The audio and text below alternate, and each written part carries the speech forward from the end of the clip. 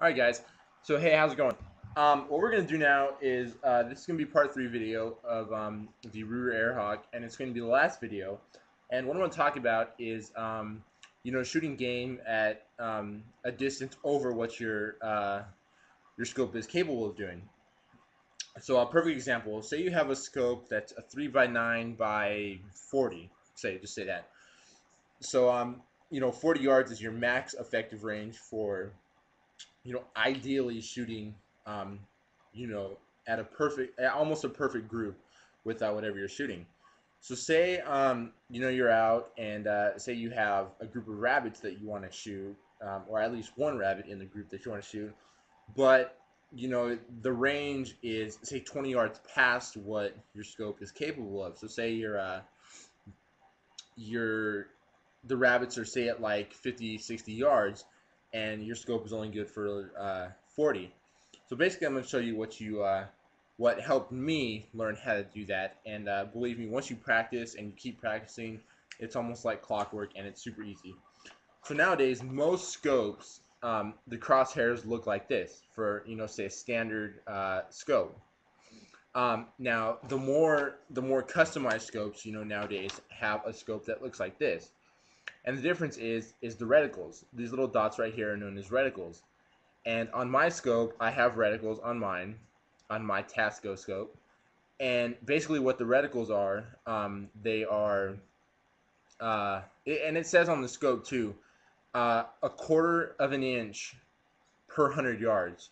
So, say at 100 yards, you're missing, then you adjust your scope, maybe 2 or 3 clicks to whatever direction they're going in.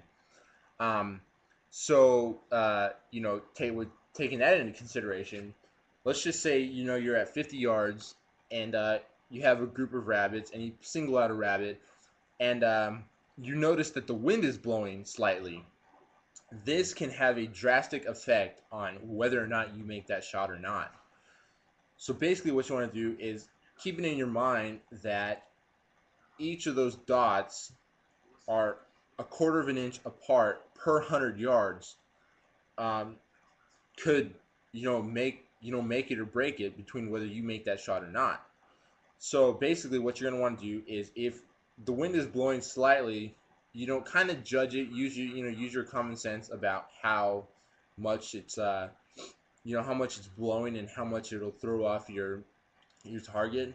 So say it's slightly blowing, not too much, but it definitely that you can feel it.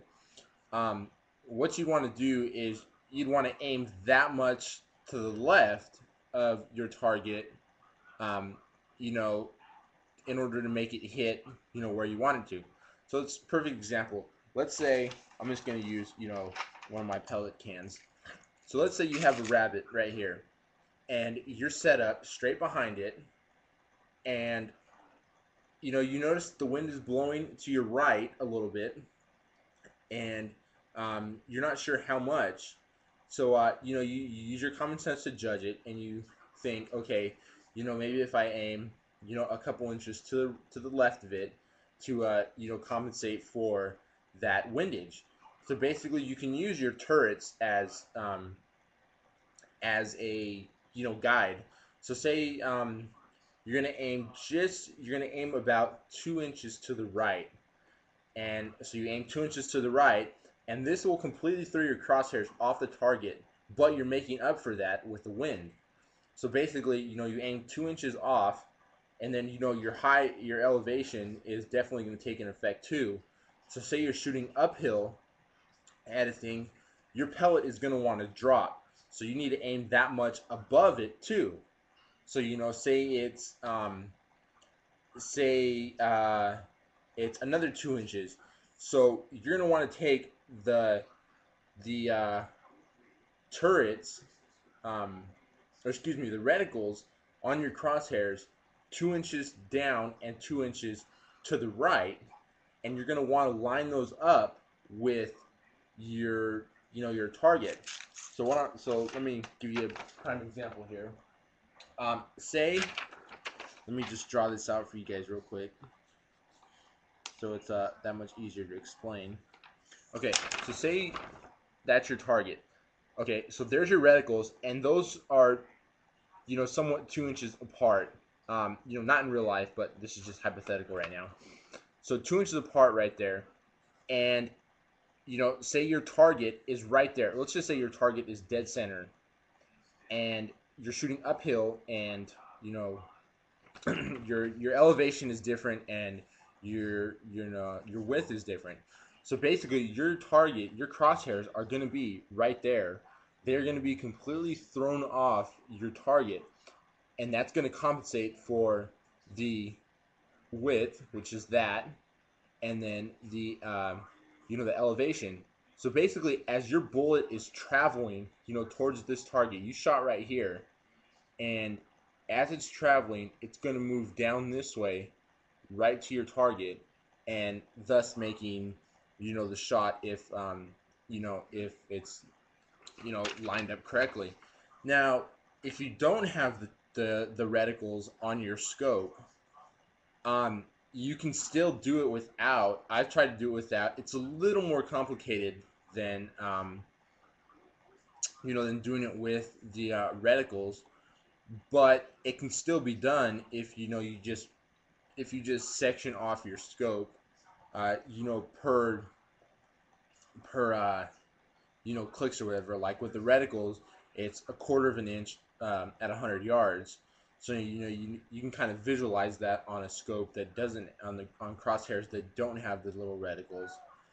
Um, but yeah, that would be the key thing. If you're shooting game, say in a windy or in a windy area, you always want to make up that distance that your uh, pellet or whatever is going to shift due to the wind.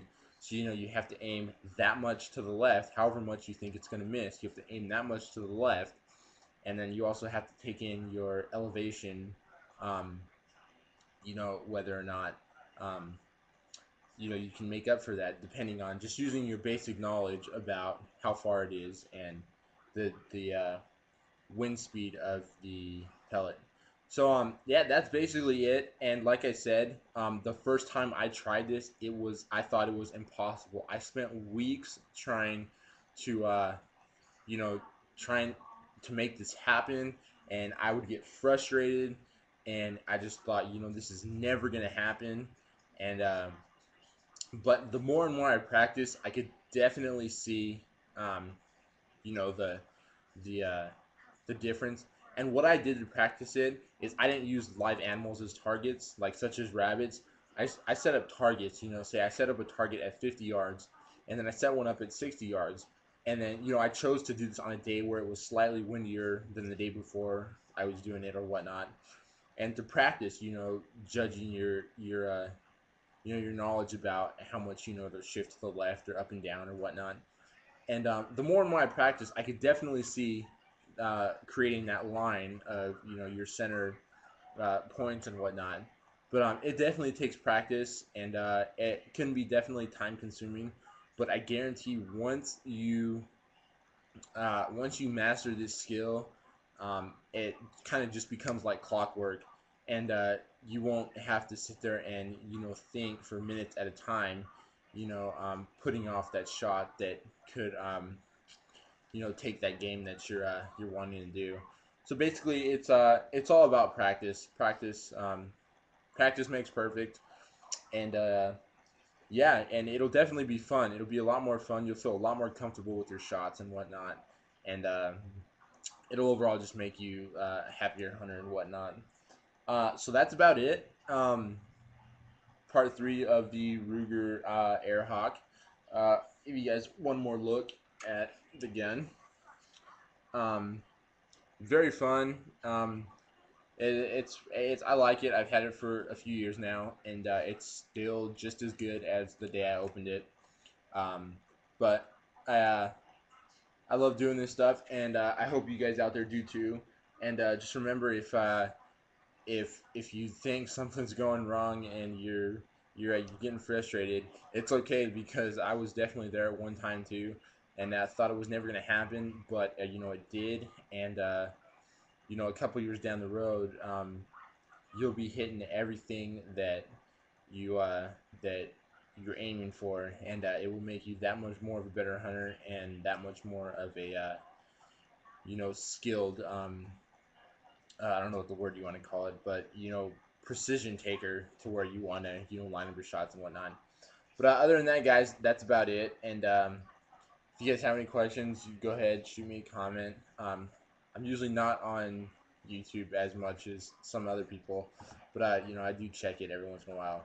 So other than that, that's about it, guys. Have any questions? Feel free to ask, and I'll try to answer them the best I can, or I'll send you, or I'll recommend somebody or store or whatnot that could give you better hints or whatnot. Other than that, guys, that's about it. Have a good day, and I hope you enjoyed it.